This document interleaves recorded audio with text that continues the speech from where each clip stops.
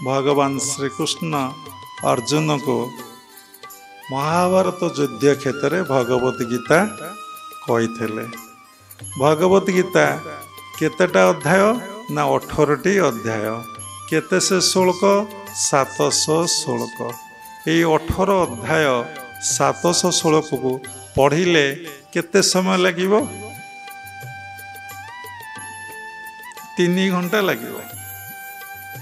2.5 घंटा रु 3 घंटा भितर जनक लगिबो पढ़िले। तेणु भगवान युद्ध क्षेत्र में केते समय पाइले अर्जुन को भगवत गीता कहले। तेणु सबु समय सबु जुगरे समयर हिसाब अलग अलग अच्छी। एटा हूँ द्वापर जुगर कथा। तेणु से समय समय अलग। ये जे बर्तमान 3 घंटा से समय खूब कम समय हो कहले समय जीव। तेणु देखंतु भगवान कहीं अर्जुन को भगवत गीता कहले, कौन पई कहले? जेतबले अर्जुन कहिछि हे भगवान एबे तो युद्ध आरंभ हबो, ये युद्ध किए किए करिया को आसीचंती, मु सेमान को देखिबा को चाहे। आमे संक्षेप रे कहूछु। तेणु भगवान कहले ठीक अच्छे। से कहले रथ को नहीं अर्जुन को रथ रे सारथी किए होइतिले ना भगवान होइतिले। से कौन कले नहीं कि ना उभय कौरव सेना पांडव सेना मझिरे कौन कले रथ को रखिदेले। अर्जुन जेतबले देखिले कौरव सेनार निजर भाई बंधु ज्ञाति कुटुंब आत्मीय स्वजन युद्ध करिया को आसीचंती। अर्जुन मनरे कौन आसला? मोह आसला, ज्ञान आसला नहीं, मोह आसला। कौन ये आत्मीय स्वजन को बध करी राज्य पाइके लाभ कौन अच्छी ना? मु ये युद्ध करी नाही। सेतिलागी भगवान ताको कौन कले ना भगवत गीता 18 अध्याय कहले। कहीं भगवान तो गोटे श्लोक कहले अर्जुन बुझी जाइथांता, गोटे चैप्टर कहले तो अर्जुन बुझी जाइथांता। तेणु भगवान 18 अध्याय कहीं कहले समय बहुत समय लगे। कहीं 18 अध्याय गीता कहले?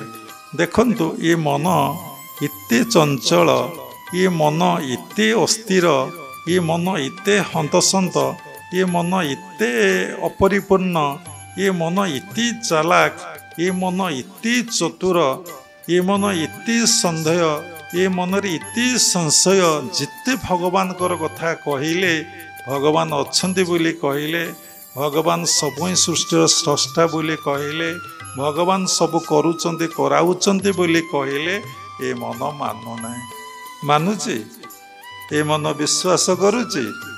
कहले आपण मानकर मन क्या 50, क्या 55, क्या 60, क्या 75, क्या 45 समस्त एपर्यंत मन मानिला ईश्वर सत्य जगत मिथ्या, ईश्वर अच्छंती तांको पाखरे समर्पण करदेले से समस्त कार्य कर दियंते। सी ही सबकि मन मानिले। केते सत्संग आपण बाबा ठारू शुणिले। पदके निस्तर भी मुई एते भजन कहीं पाए? रामकृष्ण परमहंस पाखक बहुत लोक आसुले दर्शन करने। साधु समाधिस्थ हेले परमात्मा परमंग सहित मिलन हेले से भगवान हो जाए। भगवान हेले आकर्षण शक्ति बढ़े, सबु लोक आकृष्ट हो भगवान पाखक जाती। कौन पाई ना? टिके शांति पाई, टिके आनंद पाई जाती। ठाकुर समस्त कहते अरे मु एते बही टही पढ़ी नहीं, मु किछि लेखा पढ़ा मु जानी नहीं, मु अल्प कथा जानी, सार कथा गीतार सारटा जानी, भागवतर सारटा जानी, महाभारतर सार कथाटा मु जानी, मु पदे कथार बुझेदेवी।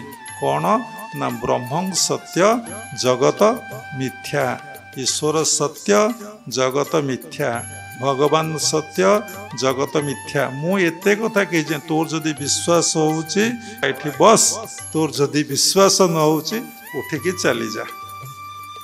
तेणु देखंतु जो माने सही जगतर यात्री जार जन्म जन्मांतर संस्कार संचित अच्छे जे ईश्वर परायण व्यक्ति जे जन्म जन्मांतर साधना करी आसीची से पद के बुझीब गोटे पदरे से गुरु को भल पाइब भगवान को भल पाइब संसार भितर रही साधन भजन रे निमग्न रही बुड़ी जीव ताकू एति किछि कहिबार आवश्यकता नहीं आओ जहाँ भितर से सुसंस्कार नहीं ताकू अनेक शास्त्र अनेक कथा अनेक बुझेला परे मध्य से संदेह आउ संशय पड़ब कह तू मते देखा से सी शास्त्र कथा कह जा न देखिब बेनी नयने परतन जीव गुरु वचन तू भगवान को देखा मुता पर जाइकी विश्वास करिवे वसुदेव कौन करुचे भगवान को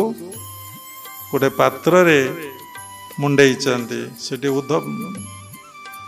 उग्रसेन कौन कहे ना केमिति भगवान मु केमिति जानिबी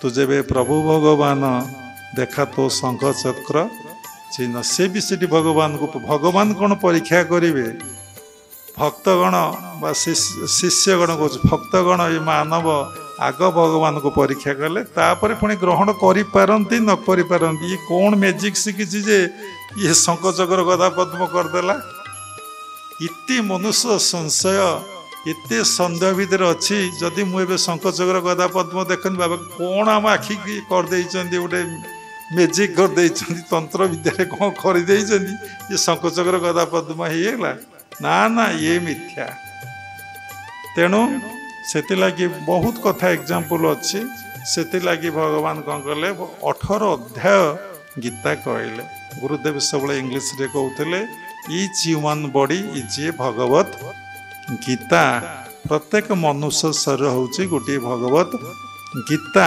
एठारे महाभारत युद्ध सबु बल चली गोटे की पक्ष लड़ाई है ना गोटे कौरव पक्ष लड़ाई है आ गोटे पांडव पक्ष लड़ाई है कौरव पक्ष होती अज्ञान पक्ष पांडव पक्ष होती ज्ञान पक्ष देखंतु आपण भितर ज्ञान अज्ञान लड़ाई सबु बेले चली इच मोमेंट देखुना ना ध्यान करी ना अज्ञान कथा हाँ ध्यान करी शेष ज्ञान आसला ना बाबा को एमती प्रणाम करी साष्टांग प्रणाम करी ना कहीं साष्टांग प्रणाम करी सी कौन भगवान मु एमती प्रणाम खाली पाद छुईदेवी प्रत्येक मुहूर्त जीवी कौन नहीं जीवी ना कहीं नहीं जीवी कौन एत जिनस नहीं जीवी ने कौन हम सेम चलीगले कौन हम सब लोग कौन नहीं आसुँच ज्ञान अज्ञान लड़ाई सबु बड़े चली ना मो संसार को उपभोग करी ना संसार को कौन करी भोग करी ना किए उपभोग न करुच्ची तू कहीं न करू कर उपभोग आपण देखिए आपण मन को जदि आपण देखिए सबु बेले कौरव पांडव पक्षर लड़ाई चली सबु बेले चली सबु बेले युद्ध औषध देह खराब है हरी मर्जी चलो डाक्तर को देखाओ डायबिटीज देखाओ बीपी देखाओ आओ इको कर ईसीजी कर कौन तो हो जाऊँ कौन मृत्यु भय सबु बेले डर भी रोचे सबु बेले भय भी रोचे सबु बेले कौन बचापी आम संग्राम करुचे कौन करुचे ना डाक्तर देखिए आम औषध खाऊचे प्रत्येक मुहूर्त युद्ध चली बचापी खाद्य खाऊचे रोग होउची औषध खाऊचे गरम होउची फैन लगाऊचे ठंडा होउची शीत वस्त्र घोरी होउची प्रत्येक मुहूर्त मनुष्य कौन करुची ना युद्ध करुची तेणु गोटे ज्ञान पक्ष गोटे अज्ञान पक्षर लड़ाई सब निज भितर चली अच्छा ज्ञान पक्षर जय हुए ना अज्ञान पक्षर जय हुए कौरवगणकर जय है ना पांडवगणकर जय है आपण देखिए पांडवगणकर जय है ज्ञान पक्षर जय है कहीं ना देखंतु अर्जुन रथरे पांडवगणकर सारथी किए होते ना भगवान श्रीकृष्ण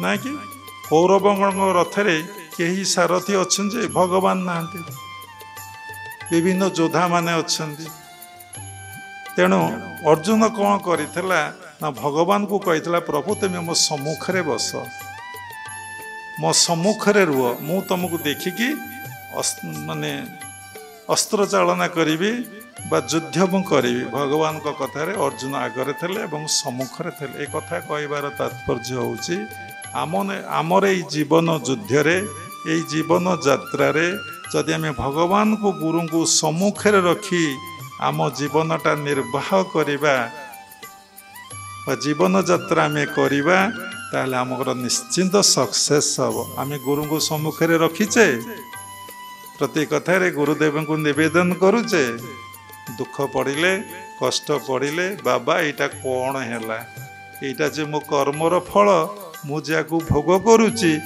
ये कथा जना नहीं बाबा सीटी कौन करेंगे यार सुजोग नहीं आपण मानकर अज्ञानतारू कहले तो भूल हम कि भाषा लगेबी मत जना नहीं जो साधु माने सब अच्छा तार सुजोग नहीं शिष्य भक्त को शोषण कर लुट कर जो माने ज्ञानी जो माने भागवत दर्शी ब्रह्मदर्शी तत्वदर्शी से समस्त कथा शुणी में कौन सी उत्तर देवे नहीं।